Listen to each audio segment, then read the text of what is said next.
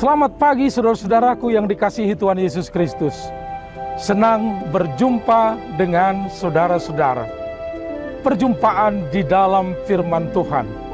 Firman yang mengubahkan hidup kita sehingga kita tetap hidup di dalam kebahagiaan. Saudara-saudara, tentu banyak pergumulan, suka dan duka kita lewati. Selama kita menjalani di dalam kuasa Tuhan, kita tidak luput dari kebahagiaan pun di dalam duka cita.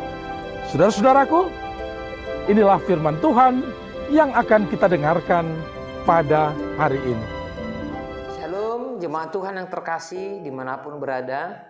Sebelum kita merenungkan firman Tuhan untuk hari ini, marilah kita berdoa.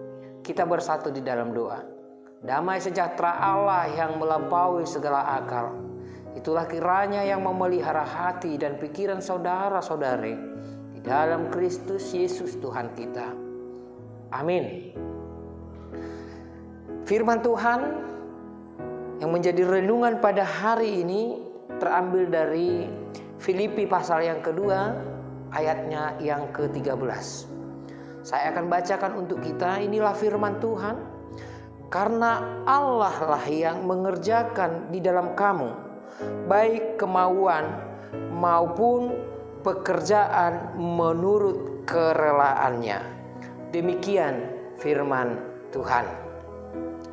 Saudaraku yang terkasih dalam Kristus Yesus, renungan kita pada hari ini mengajak kita, setiap orang yang percaya, supaya di dalam menerima keselamatan yang daripada Tuhan Allah melalui diri Yesus Kristus Tuhan kita, setiap orang yang percaya itu juga haruslah mengerjakan keselamatannya di tengah-tengah kehidupannya. Kerjakan keselamatanmu. Paulus menunjukkan surat ini kepada orang-orang yang sudah percaya dan telah menerima anugerah keselamatan dari Kristus Yesus. Namun saudara yang terkasih, itu tidak serta-merta membuat mereka tidak lagi berbuat apa-apa di dalam kehidupannya, atau mereka yang menerima keselamatan itu berbuat sesuka hatinya di dalam hidupnya. Tetapi seperti yang saya katakan tadi, mereka harus mengerjakan keselamatan. Mengerjakan keselamatan artinya menyelesaikan, mengerjakannya hingga akhir. Mereka diminta agar terus-menerus selaras dengan ajaran keselamatan yang telah mereka terima.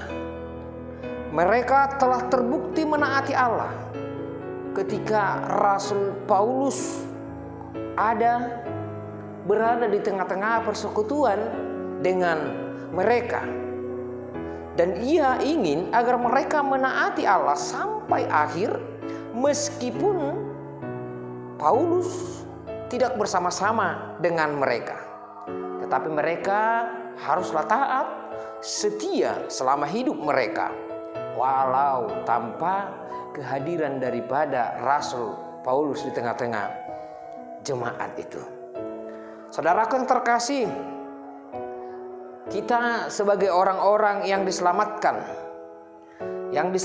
oleh karena kasih karunia, kita sebagai orang percaya telah dipindahkan, yang mana dipindahkan dari kegelapan menuju terang yang telah dibawa oleh Kristus Yesus. Maka dari itu, kata harus meninggalkan perbuatan-perbuatan kegelapan dan mengenakan perlengkapan senjata terang. Marilah kita hidup dengan sopan, seperti pada siang hari. Jangan dalam pesta pora dan kemabukan, jangan dalam pencabulan dan hawa nafsu, jangan dalam perselisihan dan iri hati, tetapi kenakanlah Tuhan Yesus Kristus sebagai perlengkapan senjata terang, dan janganlah merawat tubuhmu untuk memuaskan keinginannya. Bukankah masih ada orang percaya yang belum sepenuhnya meninggalkan hidup lamanya? Meskipun dia percaya, meskipun mengikut Kristus, tetapi masih banyak dari antara yang mengatakan orang percaya ini tidak bisa terlepas dari kehidupan lamanya. Kehidupan lama yang hidup di dalam kegelapan dan dosa. Meskipun Tuhan telah membawa kita ke dalam terang, tetapi masih ada dari antara setiap manusia berkeinginan atau masih tetap hidup di dalam kegelapan dengan mau mencintai dosa. Oleh karena itulah saudaraku yang terkasih, pada hari ini firman Tuhan menasehati kita agar kita setiap orang yang percaya senantiasa tetap taat dan mengerjakan keselamatan dengan takut dan gentar, seperti yang tertulis dari sebelum ayat pada hari ini di ayat yang 12. Artinya kita harus berani berkata no terhadap dosa. Kita harus berani mengatakan tidak terhadap dosa. Dan marilah kita menghormati kehadiran Roh Kudus yang telah dicurahkan pada setiap kehidupan orang percaya. Rasa takut dan gentar yang dimaksud dalam nas ayat yang ke-12 adalah menghormati Tuhan karena kuasanya, menghormati Tuhan karena kekudusannya dan keadilannya, sehingga kita pun takut melakukan dosa. Karena setiap pelanggaran, setiap dosa akan membawa konsekuensi terhadap setiap orang yang melakukannya. Jadi saudaraku yang terkasih, mengerjakan keselamatan berarti senantiasa hidup berpegang kepada firman Allah. Eksempelnya dengan tidak bersungut-sungut dan berbantah dalam melakukan segala sesuatu.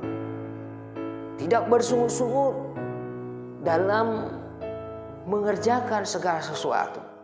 Tetapi kerjakanlah itu dengan mencintai, sehingga kita dapat melakukannya dari hal-hal yang kecil. Menjalani hidup yang benar, menjadikan kita seperti bintang yang bercahaya, sehingga menjadi tuntunan bagi orang-orang yang hidup dalam kegelapan. Menjalani hidup yang benar, kita ini harus bersinar, sehingga setiap orang yang tinggal dalam gelap bisa kita meneranginya. Ini berarti kita menghidupi status kita sebagai orang yang telah diselamatkan oleh Kristus Yesus, menunjukkannya melalui hidup yang memuliakan Allah, dan menunjukkannya melalui hidup yang menjadi berkat di tengah-tengah kehidupan ini, yaitu menjadi berkat kepada sesama kita manusia. Karenanya marilah kita mengerjakan keselamatan kita setiap hari. Kerjakan keselamatanmu pada hari ini dan hari-hari berikutnya, sehingga kita dapat hidup benar di hadapan Tuhan Allah. Selamat mengerjakan keselamatan kita di tengah-tengah hidup ini. Tuhan Yesus memberkati. Amin.